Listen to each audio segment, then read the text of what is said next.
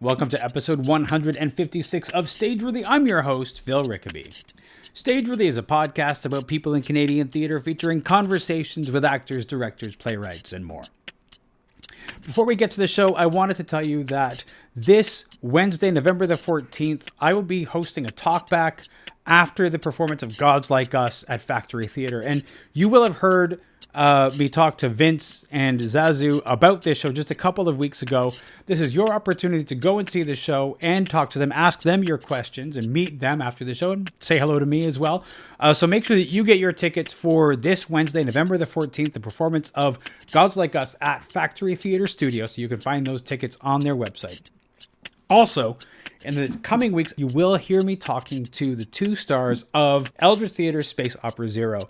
And you may have heard me rave about the work that Eldritch does in the past. And, I offered a contest online for a couple of tickets, but I can only give 2 tickets to one person for that contest. And I will announce that by now, but I want as many people as possible to see the work that Eldritch does. And so I've arranged to have a special discount for you when you buy your tickets to Space Opera Zero.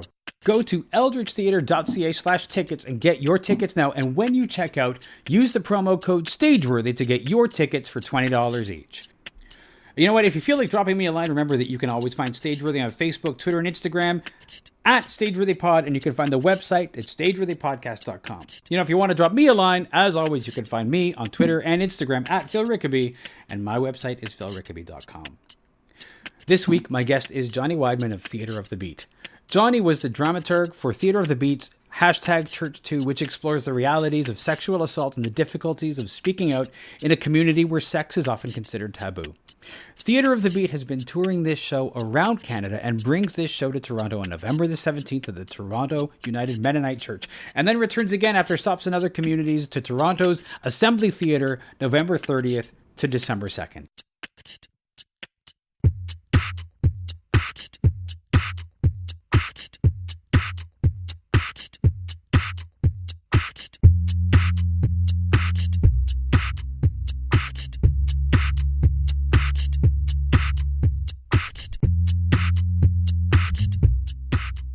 Before we jump into Theatre of the Beat and talk about that, I do want to talk a little bit about #Church2. Yeah. And where that came from. Sure. And just generally, is this the first time that you guys have performed it, or you guys have done? Well, this is the first time we performed this show. Yeah. Okay. We we just opened September 21st in Kitchener, and so we've been doing kind of grassroots theater for a while, where we're working with communities about the issues that are affecting them. Yeah. And so we were approached by Mennonite Church Eastern Canada following sexual abuse allegations and charges that were within the Mennonite community that really shook it in Kitchener. Yeah. And so they were like, okay, we need to try to do education on clergy abuse and professional misconduct and just sexual assault in general. Yeah. And it was this conversation started 6 months before Me Too even broke. Yeah. So it wasn't necessarily a public conversation at that time. Yeah. And so they said that they were going to do a conference, but then didn't know if anyone would want to go to a conference about sexual assault. Right. And so in this discussion, they were like, what about a play? Yeah. And then they started talking with us, and then we commissioned 7 writers to each write a scene for it. And then we've kind of produced it through their funding. They sponsored the show. Yeah. I do have to say that it's a pretty brave move of the church to decide that they want to have a conversation about it. A lot of churches don't, as we've seen. Yeah. So, I mean, that's a really positive thing that they were we have to do something about this rather than just not talking about it. 100%. Yeah. It definitely came out of bad situations. It was responsive, but it was proactive in that they wanted to try to curtail further situations. So it's been interesting to work with the church on it, because they obviously have things that I don't know, they've actually been pretty good about it. Even we've been writing very honestly, and the writers, most of the writers at least grew up in churches but are no longer part of churches, and so they have pretty angry stories.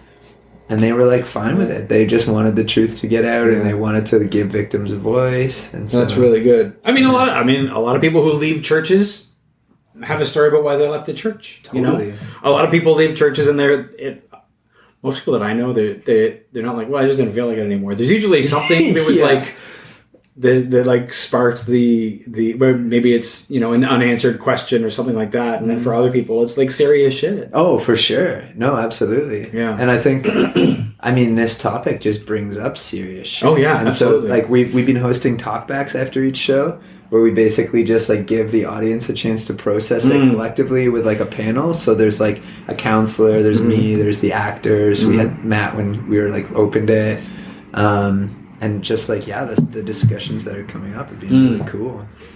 So are those? I mean, did you know when you just like? Are you doing the talkback after every show? So far, Is that something that you foresee? I hope so. Yeah, it's like a heavy show. Yeah. Like it leaves you with a pit in your stomach. So I think there's definitely merit to processing it together. Like after that, is it conceivable that you'll be able to have a counselor at every? We're trying. Yeah, we're really trying. So if not a counselor, at least counselor resources. Yeah.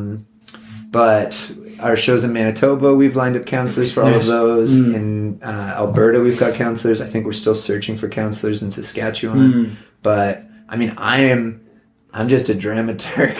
So like, I can't necessarily speak to the more intense things that come up. No, of course. So. I mean, you guys we're just people making a play generally, and we could talk about our experience making it, but we can't be the counselor in that situation. Exactly. And so what we're trying to do is just kind of kick the door open, and then hope that the community then keeps that door open and continues to process it and continues to make space for victims to come forward and to believe them. And I certainly can't speak to actually one of the main questions that kept coming up was like, how do we respond to someone if someone comes forward to us with allegations and stuff like that? And so we've had to kind of do our research, but also kind of give those questions over to people who know better. And, that is a difficult question when you're doing something like that, because the audience member may relate to a particular character on the stage and reach out to them. Yeah, exactly. You know?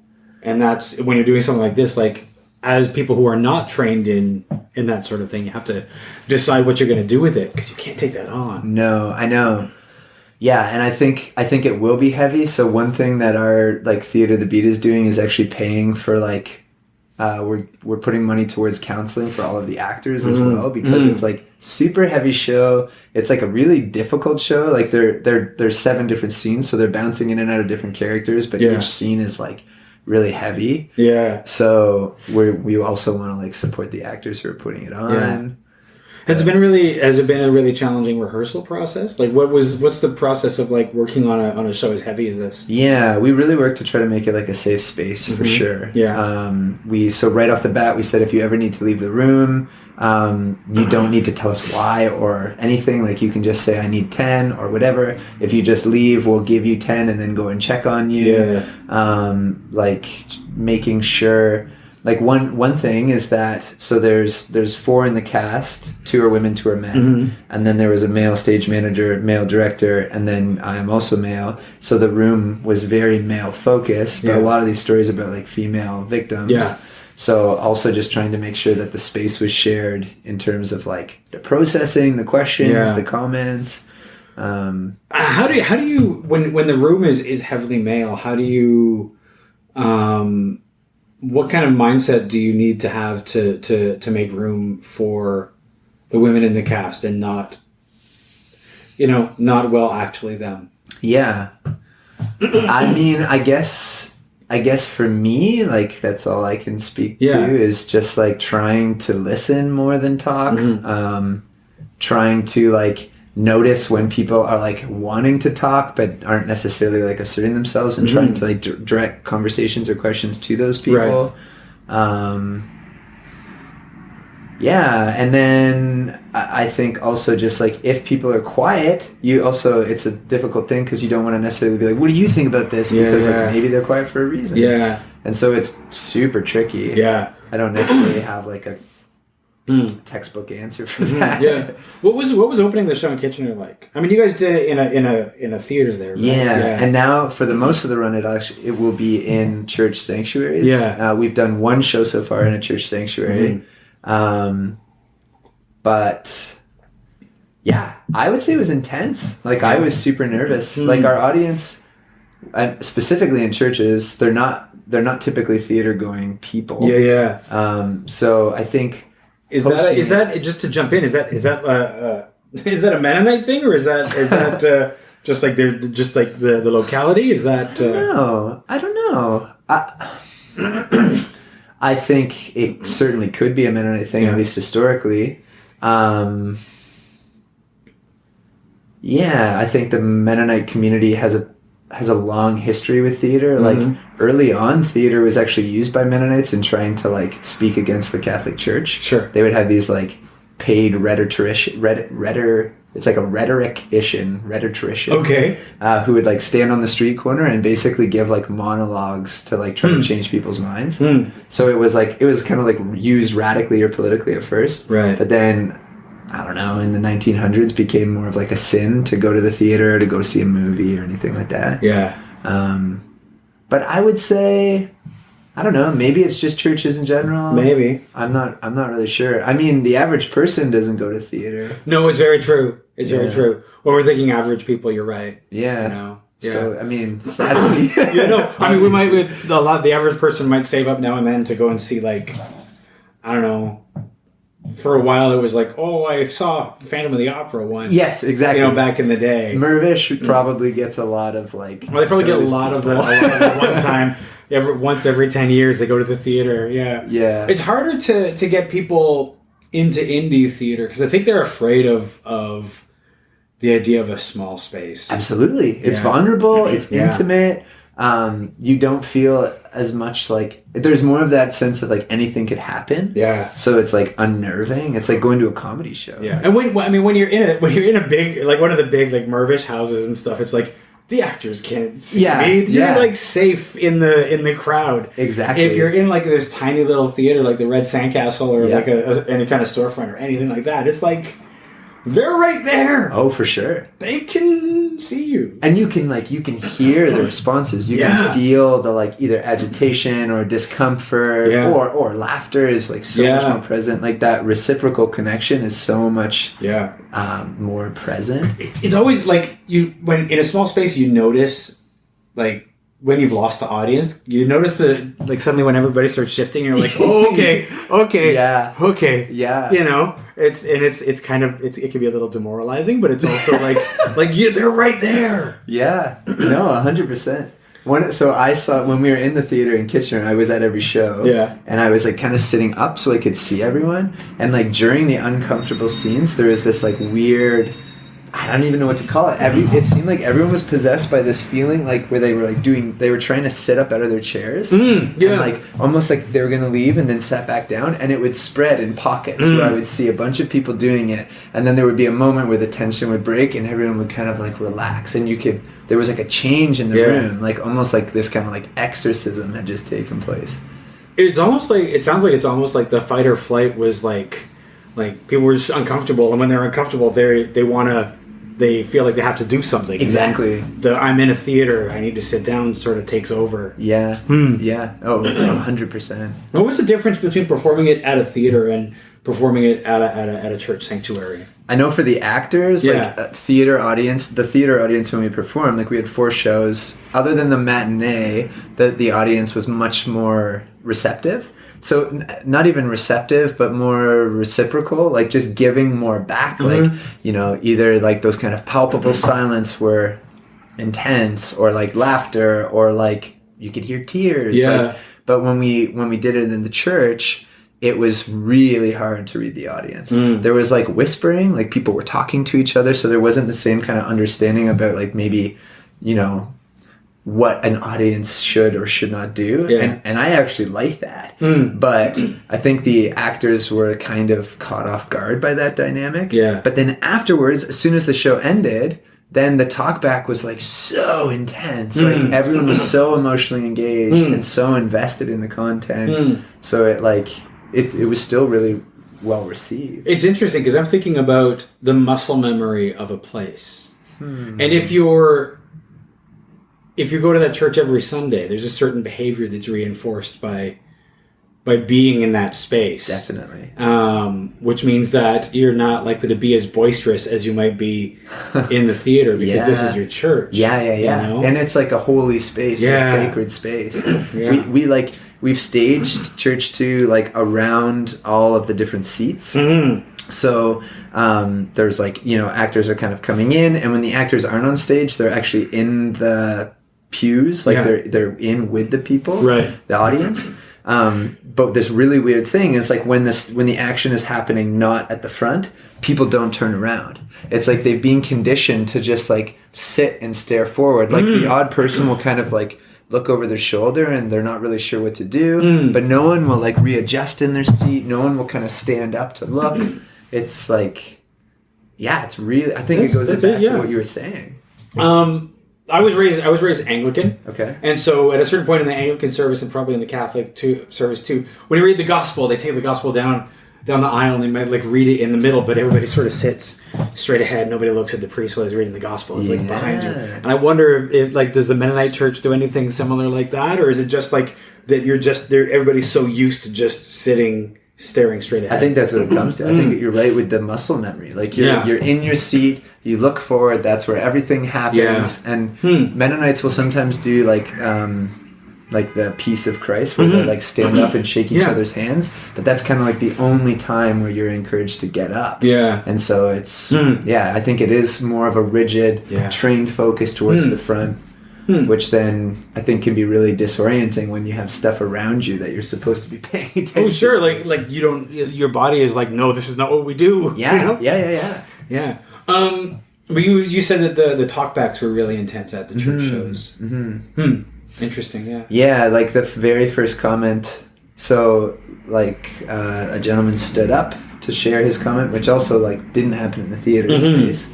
And was saying that he felt like we had crossed a line, that we had like taken the sacred and kind of made it profane. And we were kind of like, okay, like thank you for sharing your opinion. And I said something in response to it about like, we're really wrestling with this stuff and we're trying to kind of sit in the muck and wade through it together. But then that comment just like spurred a response, and then a lot of the talkback was kind of in response to that comment, and then so the audience kind of guided the talkback, which was really great. That's great. Yeah. Now, Theater of the Beat. What was the genesis? What was the birth of Theater of the Beat? I mean, I think like many kind of small indie companies, at first it was just a way of producing our own work. Yeah. Because like if you can't find meaningful work, you got to make your own. Yeah. And so early on in 2011, Rebecca Steiner, who is like one of the founders of the company, she was approached by someone at the University of Waterloo. They were building a new archive, and the archivist who had been there was like retiring. So they were going to do a play about this guy. To be a fundraiser for the archive, but he was like a librarian or an archivist, and I think they had reached out to a bunch of different playwrights, and everyone was like, no, that sounds really boring. And then we were desperate, so we took it on, and then he was a draft dodger during the Vietnam War, and he marched with Martin Luther King. Yeah, we were touring this. You were touring that? time. Yeah, when I was with Keystone Theatre. That's right. I saw you guys do that in Montreal, our first stop. That was our first French. Yeah, so that was I guess that was 2012 then in Montreal. Yeah. So that was our first ever play. And then actually, so on that Fringe tour, so like we went to Montreal, we had like pretty small houses, like dramas don't do well. Historical dramas don't do well anywhere. Yeah. But I think specifically in Montreal, where it's a big comedy scene. Yeah. And then we went to Edmonton and then Vancouver. Yeah. And so we had these big gaps in between these fringes, and I think it was like churches heard about the show because they heard so this guy was a Mennonite. Right. And so it was like people heard about the show being about a Mennonite draft dodger, and churches started asking us, would you do the play at our church? And we were like, sure, like we're not doing anything. Yeah. And then we would go from like, I don't know, like maybe our biggest house was like 30 people in Montreal or something. Yeah. And then we would go to this church, and there would be like 40 to 70 people there. Yeah. And we were like, whoa, this is crazy. Yeah. And so then we kind of got tapped into this Mennonite community that would like let us do the work that we were excited about. But because it was about social justice issues, the community was also like really excited about that. Yeah. And yeah, now we've toured all across Canada and into the United States, like mostly connecting with Mennonite communities, the odd festival and stuff in theaters. We've toured to prisons, but we kind of got this like very accidental audience really early on that's now being like super loyal to our work. So well, I remember you guys when you guys arrived in Edmonton, you had basically gone church to church to church. That's right, yeah. Which is you know, I mean, instead of like just driving across and like you know, hand-to-mouthing it, you know, you guys, you know, made a tour out of it. Yeah. Which is really great. I mean, we were still hand-to-mouthing it. Well, but we were busy doing it, which yeah. felt so cool. Yeah. And like, yeah, there was a really positive response to the shows that we were doing. So. Out of curiosity, did you find that having done the show in Montreal and then, you know, going church to church to church, did that help you when you got to Edmonton? Like the fact I'm that you sure. like, did you find that people had heard of this show a little more? Yeah, actually, you know what? It did. Because then if we went to a community and Mennonites saw it there, the Mennonite community is very insular and like very connected. And so they would tell their cousins or sister or whatever in another city and then they would come to see it. And then that did spread a word of mouth. So but by the time we got to Vancouver, our houses were bigger. Yeah. And I don't know if that was all Mennonite focused or not, but at least it created some form of conversation about the show. And then as actors, we were just feeling much more confident with it because we had it under our belts more. Yeah. And like every space we would show up into, they weren't theater spaces. They were like literal church spaces. Yeah. We would have to clear all the pulpits and stuff. But it also made us more versatile, kind of like jazz musicians. Like we were, in certain aspects, we would have to improvise every single show because like, there's like literally an organ behind us that we can't move past. Like, how are we going to block this? So it made us more versatile. I found that touring to fringe festivals is a great eye-opener, and you have to be versatile because every time you go to a space, it's a new space. What do I have to adjust now? I remember touring with Keystone, and every theater is like, so how do we do, if I exit here, can I get over there? No. Okay, so now we have to change all of our blocking and things like that just to make it work in a new space. Exactly. And I mean, it's exciting because you can't get into ruts. Like, you can't get into, like, habits. Like, there's a little bit of that fear factor that kind of keeps you on your edge. Like okay, is this going to work? Is this not going to work? And I think that keeps it more, like, live and organic, which is everything that theater should be in my mind. Yeah. Did you, I mean, outside of the Mennonite community, what was it like? Was there a difference in the way the show was perceived when you performed it, like at the festivals? Yeah, for sure.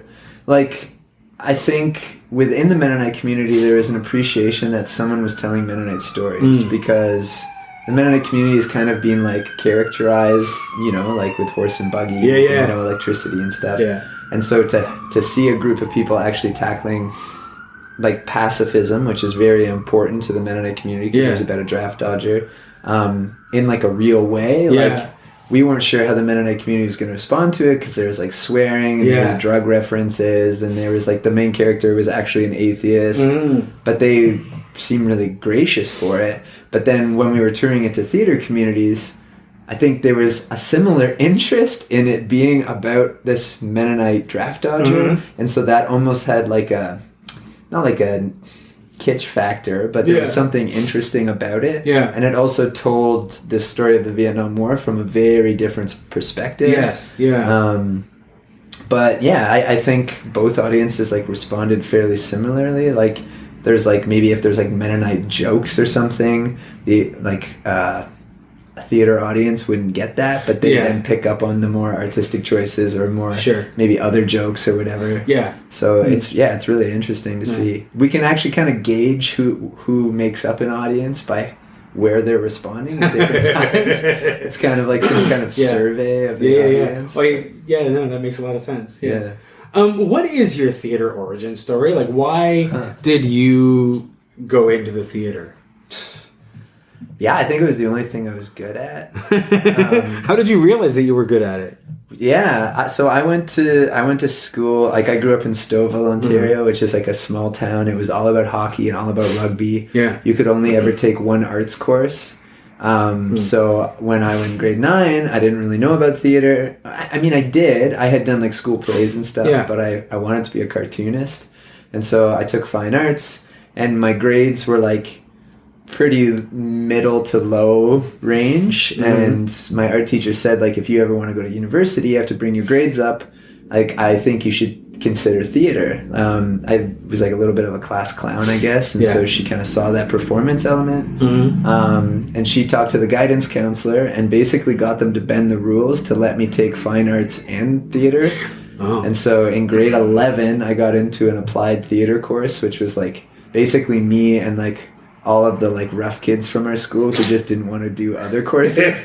Wasn't like a legitimate, like, wasn't too much passion for theater in that course. But then I started doing impressions, and I wrote a play about Angus Young, the lead guitarist from AC/DC, and the class put it on, and then like my grades got better, and then I got into like, I think they call it academic theater the next year, and I got connected with the improv team. And then my, like, all of my averages, well, not all of my averages, but those marks helped put up my other averages. And then I was like, this is something I'm good at that I actually enjoy doing. And I basically felt stupid throughout most of my, like, school career. So I decided I studied drama and history. And so I did, like, a double degree. And then where did you end up going? University of Waterloo, which is not renowned for its theater program. It's not, but, I mean... You know? Yeah. It actually, I feel like it was a very like comprehensive degree. So like I did lighting design, I did Carp's crew, I did playwriting course, I did an acting course, I did costume design. Which at the time, like I only wanted to do acting. But now that we're touring our own shows, that breadth of knowledge has been so helpful. Yeah, absolutely. And it's one of those things that it's only fairly recently that theater schools have been talking about self-producing. Like even if you go to like the conservatory schools and stuff like that, they're just really sort of starting to see that that's a hugely important part. It's a reality. But you already had that because the school made you take all of those things. 100%. And like I think that that's the norm now for theater. Like I wasn't really taught how to get work in theater. I wasn't taught like even auditioning and stuff. I don't think we even really talked about how to audition. It was like, this is how you can work on different texts. This is how you can blah, blah, blah. But then like leaving, I didn't really know what I was going to do, but I had just put all this money and time into it. So a lot of the conservatory schools have like an auditioning course and stuff like that. Like my school did, and they still do. Where'd you go? I was at George Brown years ago, and they had like audition workshops and things like that. And we would seems very helpful. I know. Well, I mean, but now like there's the Theatre Ontario has a day when all the theater schools come in and people do auditions. And that's right. Feedback and stuff like that, which is like, I don't know if they prep people before that, but it's a relatively recent thing, I think, and gives people a bit of a background. How did you come together with the Theatre of the Beat people? So the majority of us met at the University of Waterloo. I had gotten to know 2 of them before, like, well, actually in Guatemala of all places. But then at university, I was kind of, I wanted to, like, I had done some activist work and I'd done some theater work, and in both kind of separate spheres, I didn't really feel like, I don't know, fully at home. And so I wanted to try to create a theater company that did a bit of both. And so I found other people that were also interested in that. So Kimberly Walker, Rebecca Steiner, Ben Wirt. Then I met him at like a soup fundraiser, and they were like talking about ways to raise money for this program. And I was like, I just wrote a play. And then Ben was sitting across from me, and I asked him if he acted. I'd literally never talked to him before. And then he said yes. And so it came together like so many things without really any direction. And I think we got pretty lucky. You've done pretty well. Yeah, it's been crazy. Yeah. But we're still going. Yeah, I mean, that's really good. I mean, you mentioned, like, you've taken shows to prisons, things like that. Like, did you approach the prisons? Did you have a show that you took to prisons? Like, how did that come about, like, performing in prisons? We were touring a show that we wanted to create a show about restorative justice and kind of get people talking about the community's role in creating healing after a crime. And so we were touring this show, like, mainly to Mennonite communities. And then in between all of our stops, we were, like, getting in touch with prisons and trying to get shows there. And we were offering them for free. But it was still a bit of a process to get in. Sure. And then I don't know the exact number, but I think it was probably about 8 prisons that tour. We went into, like, all across Canada. And it was amazing. Like, most of the audiences there had never seen a play before. Right. But we're, like, so happy that people were taking the time to, like, that they weren't being forgotten about. And so, like rapt attention, like, really great conversations after, like, some of the best talkbacks we've ever had, especially because this play was, like, about them. Like, it was about crime. It was about kind of healing after crime. Right. And yeah, I mean, some of the most exciting theatrical moments in my life. Like, I was, like, playing someone who was incarcerated, like, in the kind of orange jumpsuit, like, delivering my monologues to this, like, group of people who it was actually their story. Yeah. It was really intense. But I think that experience, like, really inspired a lot of us. And we now have been doing theater workshops in Grand Valley Institute for Women. It's a women's federal penitentiary. And we go in every Wednesday and are, like, creating a show with them inside. And, like, we bring in audiences to see the show. And so it's, like... And there's so many talented actors. Like, it's been really amazing. When you say they're, just naturals, like, they've just, like, needed somebody to say... Here's a stage? I think so. Wow. I mean, a lot of incarcerated people are, like, on the margins and have probably had to learn some level of performance to get by in terms of, like, you know, faking something or just as survival techniques. Yeah. And yeah, I've been amazed by that natural talent. I mean, diction and projection is not always the best. Yes. Constantly telling people to face the audience, but those are things people can learn. Those are learnable things. So it's been really cool, and just to see how excited people are. Like, our assistant director, our stage manager, they're both inmates. The whole cast is inmates. We have, like, an acting coach that works with people who's one of the inmates. We have, like, our set and prop designers, and, like, it's been really cool. That's pretty cool. Yeah. What have you learned in working with the inmates that you don't think you would have, like, what's something that you learned from working with inmates? Well, prison is, like, a place where it's not safe to show emotion. It's like, it's in your best interest to not wear your heart on your sleeve. Just right. I think emotion is often paired with vulnerability, and vulnerability is, like, seen as, like, a weakness in many institutions. So there's been this slow process of getting people to trust each other, and then kind of open up to each other.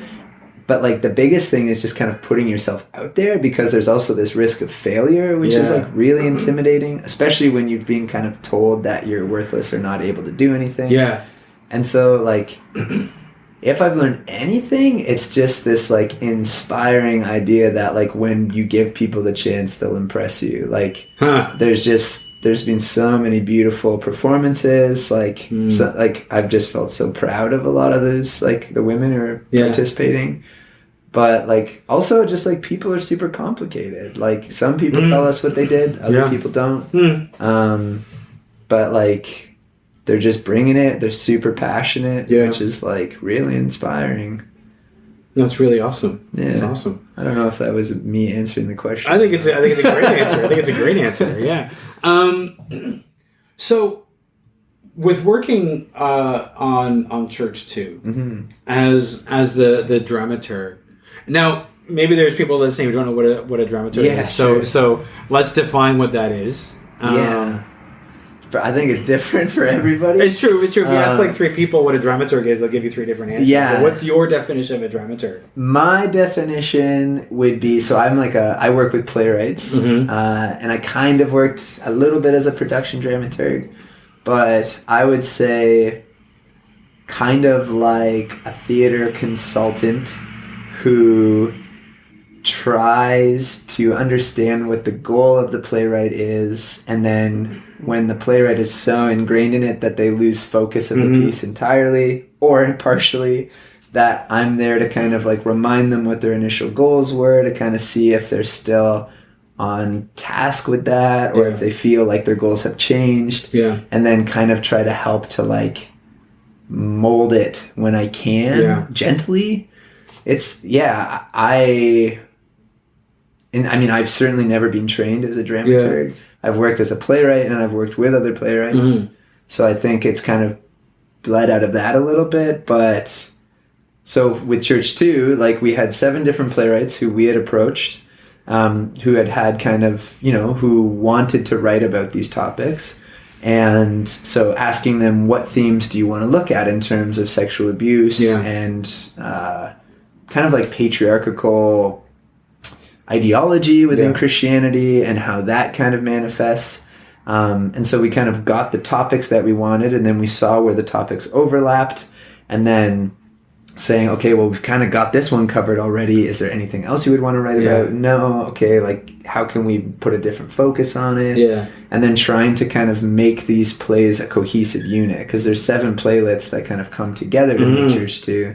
So trying to like hold this greater vision, but then also understanding who our audience is. And so like if we want to meet our audience with where they're at, but like slightly further than where they're at so we can push them, what can we say, what can't we say? So I mean it's a really complicated role. It sounds like it was a real challenge to put it all together. Yeah, I mean not a challenge necessarily in that like I wasn't like I don't. There was moments where I was like, is this going to work? But I think the challenge came in trying to hold this one production.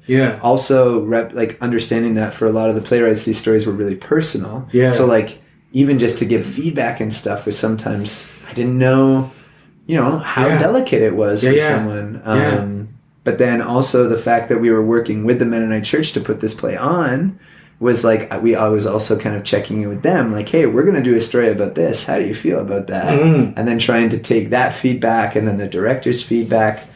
It felt a lot like mediation, I would say. Did the church ever say, no, we don't want you to talk about that? Yeah.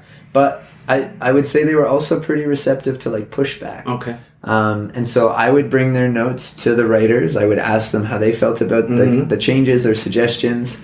The writers would tell me what they were willing to change, what they weren't.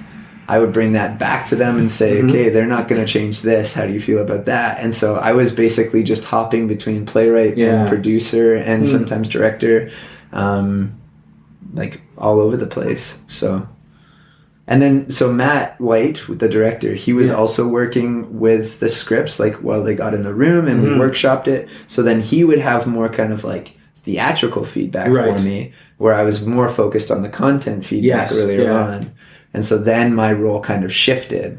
And then, it was a long process. It was about a year and a half. Okay. But it was a good process.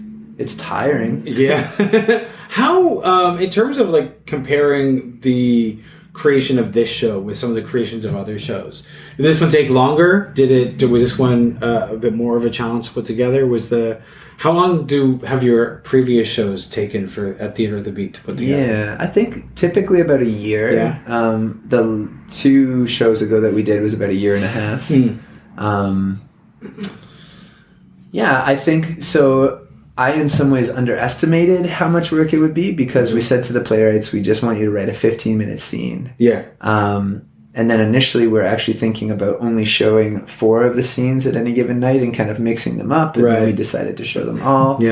but the level of rewrites and the kind of back and forth with each playwright, and then me trying to hold all the different ideas in my head at any given time. Yeah. I'm glad that we gave it more time than I thought we needed, because if we'd only given it a year, I don't think it would have been ready. Because it was really intense for the writers to work on these stories, and so the feedback process was like we had to be delicate, we had to be gentle, and we got really strong works from it. So I think that we gave it time and made it a more holistic process was like really beneficial in the end. Did you ever take feedback from the actors back to the playwrights? Well, so for the most of the rehearsal period, I wasn't actually too present. Like in the room, Matt, if he kind of saw something that was problematic to him, he would kind of bring it to me, or bring it to the playwrights themselves. So I don't know how much of that feedback was actor driven or was director driven. But I mean, the actors were really good and really talented, and so I wouldn't be surprised if some of these suggestions also came from them. You guys are doing a couple of performances in Toronto. Are they at churches as well? Or no? Well, there's going to be one performance at a church, at Toronto United Mennonite Church. In November, and then at the end of November, so I think it's like November 31st, December 1st, and December 2nd, we're at the Assembly Street Theatre on Queen. Oh, the Assembly Theatre. Yeah. So, it's a great little space. Exactly. Like very intimate. And so it'll be interesting to take it back to a theater. So we'll basically have bookended our tour with theaters. When you were the opening of it in Kitchener, it was a pretty big theater that you were in. Yeah. So you will go from like in a large theater, to a super intimate theater, which would be, I can imagine it being a little bit different. 100%. With the audience quite so close. And the stage is small. And so and it will probably be not church like community in the audience. I think it'll be more theater audience. I mean, once again, I just have no idea how people are going to respond, but that's kind of like what's exciting about it. That is, I mean, in a way, one usually, especially when it's a new work, because a new work, you never really know how it's going to go over. And every audience is different, and every time you take it to a new location, it changes it. And that's just one of the things about theater, is that you never quite know how it's going to go. So just generally exciting, I think, for, to take that, especially having gone to you're going to churches and then back to a theater, which is it'll be interesting, because if the church pew sitting holds, it'll be interesting to take it back to an audience at the end. Theater going people. Well, so when we opened it, Matt changed the state. We put the chairs away from in the theater, and we kind of made the space to feel more like a church. So everyone was on the same level as the actors. And we kind of almost made pew-like setups. So I think that was interesting to then go to churches. I think it was good for the actors to have that. But Assembly, we can't change the seating. So it will be, like a black box kind of studio feel. And so I think, it is exciting. I just have no clue. Is there anything that you're working on writing personally? I'm working on a play right now called Bomb Threat Baby. So it's like a guy who, he's engaged to be married. His fiance leaves him. He takes this job at this so it's a little bit surreal. He takes this job at this kind of secret government surveillance office in Ottawa. That's like this warehouse where once you take on a shift there, you can't leave for 5 years. And he's in charge of keyword searches. So when bomb comes up or I don't know, Al Qaeda or something, he kind of monitors these conversations. But as he grows kind of lonelier and lonelier, he starts to use this technology to find a new date. So he starts basically online dating with all of the government's top surveillance technology, and then kind of learning about the interests of these people that he thinks are potential possibilities. and so he's kind of abusing this power. So yeah, it's a dark comedy. I wanted to kind of look at patriarchy as like a father that knows best. So both with government surveillance kind of doing that, and also this kind of like reading into other people's lives or taking liberty over other people's lives. So I'm just starting draft 5 of that. Yeah. Been working on it for like almost 5 years. So I mean, I've been busy with other projects, but this is the one that I just keep coming back to, and I'm pretty excited about it. So it took me 8 years to write The Commandment. Okay. And the only way that I think I finished it was by saying, nope, it needs to be performed. Yeah, totally. Because I think I could have just kept writing it and, going back to it and tweaking it and things like that. Yeah. Do you find the deadline, setting a deadline for yourself and like where it has to be performed helpful? Yeah. Oh, yeah. Definitely. Yeah. Everything we've done with Theatre the Beat, we've created a deadline saying we are going to open on this weekend, and then we have that to work towards. Yeah. I think working under pressure is helpful. Yeah. I mean, it creates for a much more stressful environment. But that's also like, then we know the end date. So there's only so many changes you can make up until that point. Yeah. And with Bomb Threat Baby, I've just been writing it for myself. Like, it's not something I necessarily think Theatre the Beat would produce. Right. But so I've just been writing to please myself in some way, which has been like really liberating. Yeah. But then also without any kind of avenue for it, it does constantly get rewritten. Oh, sure. And I'm just like really hard on it, which is I think a good thing. But I could probably use an end date. Well, I mean, have you ever had people read it? Like, have you had people, like groups of people sit down and read it for you? Yeah, we it's actually on one of our tours, our actors kind of read it in the backseat of the van, and so I could listen to it, so that was super helpful. My housemates read it to me out loud one time. Yeah. And I think what was helpful about that is the stuff that's in my head that I thought was in the story wasn't there, and so there was like so many gaps that people weren't getting, and I was like, oh, that's because this character, and then realizing that was nowhere present in the story. Right. Like, it's embarrassing that you can miss those things, but I totally do. But that's exactly why you need people to read it out to you, so that, and then to talk with you about it. I've had people read stuff I've written, and then had these real great conversations about what they felt didn't work. And I was like, okay, so if you felt it didn't work and it's not there, then I have to find a way to put it in, because I know what's happening, but obviously I'm missing something. Yeah, but then trying to put it in a way that doesn't feel forced. Like, often it's the subtle things that you want to like suggest or like lead someone to without hitting them over the head. That's where I then start to get really clumsy.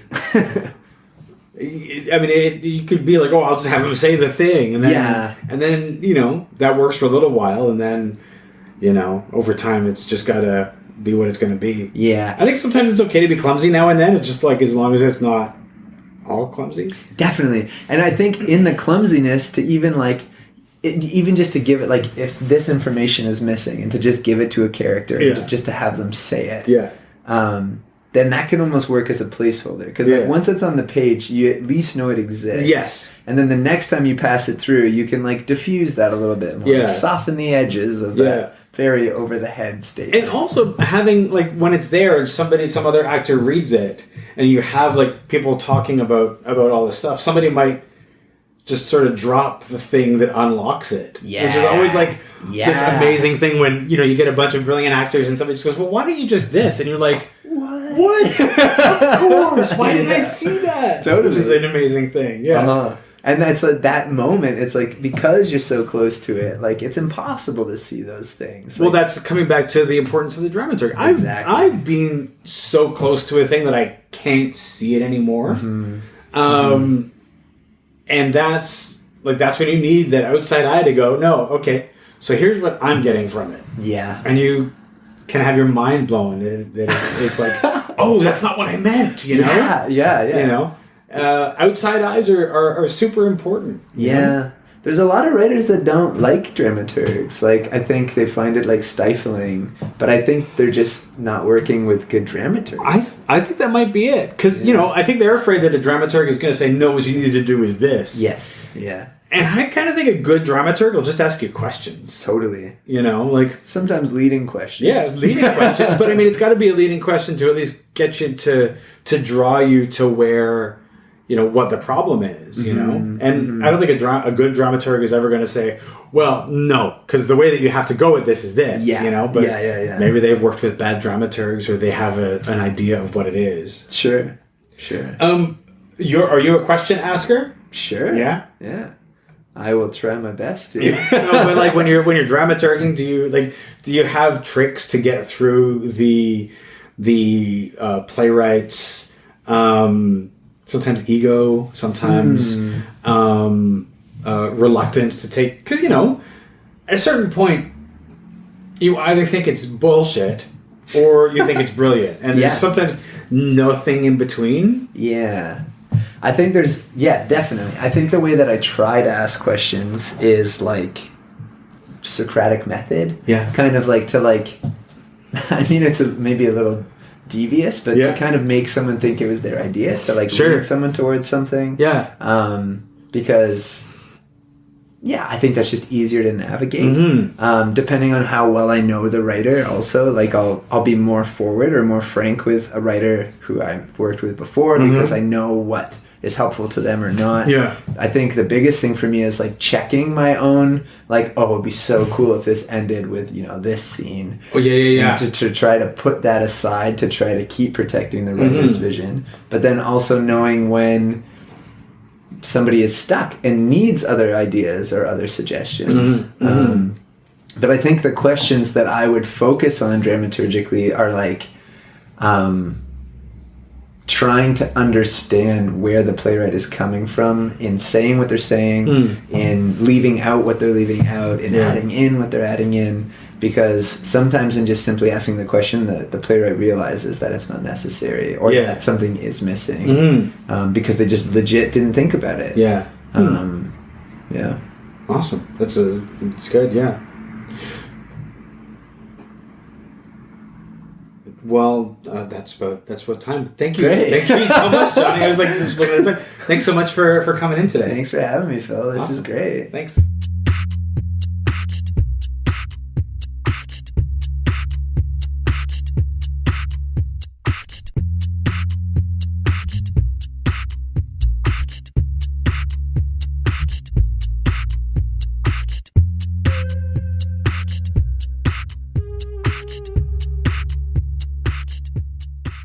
This has been a Homebody Productions production.